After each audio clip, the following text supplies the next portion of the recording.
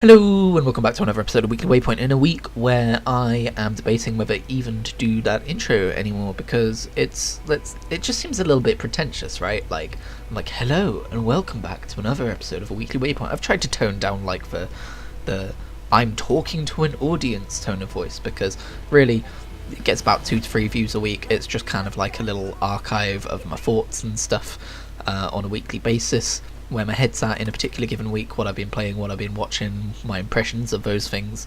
It's very informal, and I feel like I begin it like I'm a big old YouTube star, but then, I don't know, I always second guess myself on these things. Maybe I should just start my videos with, alright, how you doing? Anyway, I have some more Halo Infinite gameplay for you today. The first game was alright. The second game, I would go even so far as to say, was good. I actually managed to get a good recording in, because instead of being like, right, I need to record a weekly waypoint, let's record some matches, I was just playing on Sunday. I'm recording this one on a rare Monday, by the way. I was playing on Sunday and I was just like, I should probably just like record matches and then just delete them when they're not good. But I was actually on a bit of a winning streak, so I can't remember if I won this match or not, but you know, I think I did alright. Apart from with the sniper, that's something that's important to mention. Didn't start off very well. I'm not good with a sniper rifle in this game. I think it's hard to use a sniper on controller. Like, this is very much a game that favours controller, or maybe it doesn't favour it, but it's very comfortable to play on a controller. But I think the sniper rifle is always going to be a bit tricky compared to with a mouse and keyboard. But yeah, I'm happy with these recordings because there are a couple of moments in both games where just like my reflexes of when to use a bit of equipment, or when and where to throw grenades and when to rush in and stuff like that, I think is starting to show. I think I've got a lot of Halo under my belt now, and I think I can safely say that I'm decent at Halo. I still die way too much. I think that's like a relic of my Unreal Tournament upbringing, where it's an arena shooter and dying is very and I'm playing against bots as well most of the time growing up, so dying doesn't have much of a punishment at all. There's no wait to respawn, you just instantly respawn, and I was playing Instagib as well, so you're expected to die a lot. So I've never been very good at learning how to be cautious with my life in these games. It's something that I constantly have to remind myself to do, and I almost never do remind myself to do that. I pat myself on the back on the rare occasion where I run away from a fight to go and heal up before continuing, because you don't want to give the enemy points. But you know, even if my kill count gets pretty high, my death count is always right up there with it. Apart from potentially in Overwatch or Destiny 2 at my best moments playing those games. I was thinking about Destiny 2 the other day and how weird it would be to go back to playing that after playing Halo, because obviously you've got all the different types of guns and the abilities and stuff, but playing Destiny just used to be PvP shooter game for me, and I guess Halo Infinite is more traditional in that sense, although I really like equipment. When I first started playing Halo Infinite multiplayer, I was like, yeah, the equipment's fair, I guess, all you really care about is the grappling hook. But no, the repulsor you can do really fun and interesting things with. The barrier I have a fun moment with in the second game, to kind of just get the edge on in a fight. And yeah, it's good stuff. I do always forget I have the dodge though. In a few days, Halo Infinite's going to be out. The campaign, I mean. Obviously, Halo Infinite is what you're watching, but the Halo Infinite campaign is going to be out. So that's exciting. I've got a week off, and I'm going to have some time to play it because of that. So yeah, I'm surprised at how much I miss playing a Halo campaign, having finished Halo 5. I tried a bit of Halo Spartan Assault, but it's an alright game, but it doesn't scratch the itch. And I decided to play a bit of Halo Combat Evolved on Heroic, and as it turns out, when you get to the second level, it's really, really difficult in wide open spaces, and I kind of gave up a little bit. Apparently Heroic on that game's a little bit harder than Heroic in other games, at least according to a friend. I won't call them out in case they're wrong, but I'll trust that opinion, because I'm really struggling with that. But if I ever do get back into it, there's probably a video in the future about it. Speaking of videos in the future, there was only one video this week, and that's because I frankly did a bit of overtime at work and lost track of the time, lost track of the days of the week, and I was tired, so, you know, I make these videos for fun. If I'm not having fun making them, I'm not going to make them. When I'm tired, I don't have fun making them. There is a bug on my screen. But one of the reasons I fell behind on video uploads is because I used to schedule them weeks ahead of time, and for the last couple of months I've literally just been uploading them day and date. And I found out, I was clearing through my my very, very poor disorganized file management, that there's 4 videos. I believe it was 4, maybe it was 2 or 3, but there were a bunch of videos which were rendered and ready to go from months past, and I've uploaded them and scheduled them now, so the next 2 weeks definitely have videos on Thursdays and Sundays. Any videos I make that I really want to put out in a timely fashion, because I know there are people excited for those series. Like, someone commented saying they wanted to see more Pokemon, someone commented saying they enjoyed Animal Crossing. If I make more of those videos, I'll probably slot those in on a Tuesday or something, just so that they're out there as soon as possible for those people. One of the problems with being a variety gaming content creator is just someone latches onto a game series you do and they really like it, but you don't want to just make that game series for the rest of time. You still want to do what you're already doing. Also, yes, that was an embarrassing death. And you just feel guilty. It's like, okay, well, subscribe for more, but also I'm sorry if all you're going to get is Halo and Forza videos for the next 3 months. I can't promise anything. I think if I was more serious about doing this and trying to grow an audience base, I would find a niche and stick to it. I think that's how theoretically you would be able to grow. Like, maybe I could become an Animal Crossing YouTuber or something like that, but I don't want to do that because I don't want to make gaming a chore for myself. I have a very, very short attention span, even for some of my favourite games. Like World of Warcraft, sometimes I'll subscribe to it and I'll only play it for a month. Like Final Fantasy XIV, I've just started playing that again, more on that in a minute, but like I subscribed a couple of months ago to get back into the story, and I played it for 2 days out of my month's subscription. I'm not even playing a huge amount of Forza Horizon 5 right now, and you know how excited I was for that game and how much I love it. I was actually saying to Reese that I'm slowing down on Halo Infinite even, multiplayer. I love playing it. I had some really fun matches in this video, but it's the first matches I've played in a couple of days, and I'm absolutely not going to be finishing all of the weekly challenges every week anymore. Like, that's just not a thing that's going to happen, because there's other games I want to play. I mean, heck, the other week I was talking about the fact that I was playing some of the older Halos in Halo the Master Chief Collection, multiplayer that is, purely because as much as I love Halo Infinite, Halo 3 has a different feel to it, and it's fun to play some Halo 3 or some Halo 2 Anniversary sometimes, you know? Not just because it has swap playlists either, like, just the older Halos are still fun. So yeah, speaking of having a very short attention span and not being able to stick to playing a single game for more than a week or two, I've renewed my subscription to Final Fantasy XIV, and I promised myself that as much as I'm not enjoying Stormblood, I'm gonna get through it because I'm really excited to play Shadowbringers, and I actually haven't heard any impressions of Endwalker yet because it's so new. But I'm kind of assuming Endwalker's going to be good too. I mean, I know they go to the moon, and I'm a sucker for stories where you go to the moon. I just like moons. I just like moons, okay? Don't judge me. Of course, I didn't really consider the fact that, seeing as I was trying to get back into Stormblood the minute Endwalker dropped, at least for early access or however they're doing that, it would be impossible to log in. I sat in a 2.5 hour long queue to play the other day, and then yesterday when I tried to play, it just kept booting me out of the queue, and they were like, oh, don't worry, when it boots you out of a queue you can just log back in immediately and you'll keep your position in the queue. I didn't, but I'm not upset or angry or anything, because they put out a very detailed blog post detailing why this is happening, how they foresaw it happening, and why they couldn't do anything to stop it from happening, and how sorry they are. And I think it's a very good read. I think it's a very important read. I know there's a whole bunch of people on the internet going, it's still not good enough, blah blah blah, and just refusing to understand why these things happen.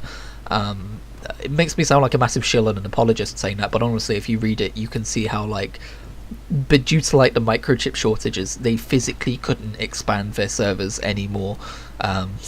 So we're stuck with 2.5 hour long queues. And I guess the issues that were happening yesterday. I've heard that if you, well, I mean, as of the time of recording, right, it's Monday, so I'm hoping that most people are at work now, and there should be a whole lot less of a queue. If I wasn't an idiot, I'd be queuing in the background right now, but I don't want to put my PC under too much strain by running Final Fantasy and also rendering this video in the background, so hopefully by the time this is done rendering, there will still be a short enough queue for me to be able to play today. But yeah, I'm there's going to be a Final Fantasy video out. I'm not sure if I'm going to put that one out within the upcoming 2 weeks, or if I'm just going to stick that on as the next scheduled video 2 weeks from now. But I'm getting to a point in Stormblood where I'm actually enjoying the story. Hopefully it keeps up that way, and it's to do with the Kojin and where they live, and I'm loving it. It's the best Stormblood content so far, and I'm hoping it continues to entertain me, because I want to get through to Shadowbringers. Because the weird thing is, when I was playing Heavensward, right, and by the way, I'm not going to give any spoilers, don't worry, but when I was playing Heavensward, or Heavensward, I never know how to pronounce that. At the time, I wasn't thinking like, wow, this is phenomenal, I'm having such a good time right now, even though obviously you might remember I was putting out like a new Final Fantasy video almost every other day, right, because of how much of that game I was playing and recording. I like pretty much binged Heavensward, but it's like I didn't at the time know how much fun I was having until it ended, and I look back and I was like, oh my god, that was such a good story, and I didn't want it to end. And now Stormblood's going in this completely different direction, and I miss Heavensward. So hopefully that's what's going to end up happening to me with Stormblood 2. I'm going to get to the end of it and be like, oh, I was having fun, at least from the Kojin point onwards. By the way, here's a clip of me being angry that I didn't get that rocket launcher kill as a challenge thing, like I should have done. But yeah, Final Fantasy XIV, enjoying it, excited to play some more of it today. I'm actually really excited to get to the point where I finished all the story, which is probably a dumb thing to say given that a whole bunch of new story just dropped. But I haven't bought Endwalker yet, by the way. But I want to get to the point where I'm seeing what the end game of Final Fantasy XIV is like, and I'm getting to the point where I'm trying out all these other jobs, and hopefully not finding them as boring to level as I found so far. I think leveling alts in Final Fantasy XIV, from what I've played so far, is a lot slower and less interesting than it should be, but maybe that's just because the main story experience is so good it's hard to live up to that. But I want to make I still want to commit to my idea of having Tamara Seraphon be like a savant of every single job, just because why not. But also I do want to end up making themed characters, so like I want to make a Catboy who's a shinobi, and you know, he can have a couple of other jobs as well that might fit the theme, but like a roguish class, basically a roguish character even. Like I've always said, it's kind of a shame that as good as the job system is and as interesting as that makes Final Fantasy XIV, the trade-off is that you don't really have a reason to make any alternate characters. But I think I'm going to try and make myself make alternate characters anyway, just because of a role-playing aspect of it, of like I'm playing this different character, you know. And yeah, I want to make a Catboy shinobi. I want to make a big lion tank man. I want to make a whole bunch of people because it looks cool. But my other issue is that due to the fact that there's no reason to make new characters, there's hardly any gameplay systems to really reward you for having account-wide things. There's hardly anything that's account-wide in that game. But since I couldn't play Final Fantasy XIV last night, I played a lot of Minecraft because the new Minecraft update came out, and here's a shocker, it's really good. It's really, really good. It really makes exploring the world refreshing, especially if you've been playing since 2009 like I have. It's changed the world generation so that there's increased height and depth limit, so mountains generate higher, caves generate further down, there's new stones like deep slate and stuff like that. Not a huge fan of deep slate, by the way, but don't like how it takes a bit longer to mine, don't like how it sounds when you mine it, but it sounds squelchy. Me and Reese had an argument about that last night. He doesn't think it sounds squelchy. I think it sounds a little bit too squelchy for what it's meant to be. It just sounds moist. But yeah, I was initially a little bit cynical about the update because I hopped into my pre-existing world and I mined below what used to be the bedrock layer, and I explored a small deep slate cavern. There weren't dwarfs down there, outer space dwarfs, anyway, and I was just like, well, it's just more cave, it's a bit boring, isn't it? But then I built a nether portal in my single player world, and I popped out in the new terrain generation, and I immediately found a massive mountain which was basically hollow inside with caves, and I've decided to set up a base in there, and I'm absolutely loving it. I went on a little exploration in those caves, and I found a tiny little crack in the wall which went down and down and widened up and turned to be like a massive underlayer to the level of cave I was already establishing myself in, and it wrapped around in a really cool way. And exploration in Minecraft has just never been so entertaining, honestly. Like, if you haven't checked it out, go check it out. Like, either make a nether portal to some new terrain generation or make a new world. Do be aware that they've turned on a system called blending for new world generation. So previously in terrain updates, there would be like you would come to the end of a pre-generated chunks, and where new terrain had started generating, you would hit a wall basically where it was a completely different biome generating at a completely different height or whatever, and it would just be like a block in front of you to climb up. They've introduced smoothing now so that it actually integrates into your world in a realistic way. So if you just go walking looking for the new generation, you might not necessarily notice it straight away, which is why I'd recommend making a nether portal and just tunneling really far and then opening a new one. Or if you're not like me, who's trying to keep everything in one world these days, just make a new world and check it out. It's really cool.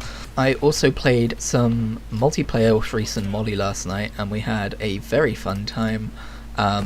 For some reason I couldn't just join their world, so we had to make a world on my Xbox and then they could join me. I still don't know what the issue was there, spent ages troubleshooting, but the main point is we managed to play some Minecraft together. Finally got my Diamonds to You achievement, so that's nice. There's going to be a video out where you're going to see my first impressions of the update and our multiplayer session and all of that, but basically we spawned in the middle of a desert town, so Molly made a cool house while we like dug into a cavern, and it was super cool, and I'm having fun playing Minecraft again. So while I've been critical in the past of how long it takes them to make seemingly simple updates, I think this one is a nice meaty one. I still think copper ore is stupid and useless though, but that's part 1. We're talking about caves and cliffs, part 2. I talked a lot about shows last week before we end this episode. I should say that Doctor Who ended. I should probably do a thoughts on Doctor Who. I'm not sure if I will or not, because it's going to be a lot of complaining. And I don't like to complain about Doctor Who too much, because God knows there's enough people doing that out there, but I think that basically there were way too many characters and plot threads in season 13 of Doctor Who, and it kind of ruined it. But as always, I tune into that show these days for character moments. I think Jodie Whittaker's Doctor still has, even in those episodes, some really fun and cool character moments. And you know, it's good to see Yaz as well, and I think Dan's a pretty good character as well, pretty decent. He's not like reinventing the wheel or anything, but he's fun on screen, and that's pretty much like what I look for in Doctor Who these days. Are they fun on screen? Am I having a good time in the moment? Try not to think too much about how none of this makes sense or is really connected to itself in any meaningful way. I just go in with an open mind, but I feel like that last episode, I might just have to have a small rant, because there was too much. There was too much that time. Come on, what are you doing, Chibnall? Hopefully the specials are good. We've got 3 specials left, and then Jodie's leaving. That would be very sad. Anyway, we're approaching the end of this game. Thank you for watching this episode of the Weekly Waypoint. I will be back next week, probably, with another episode of Weekly Waypoint, unless I die. Only death can stop me. Only death can stop me from making this series weekly until the end of time.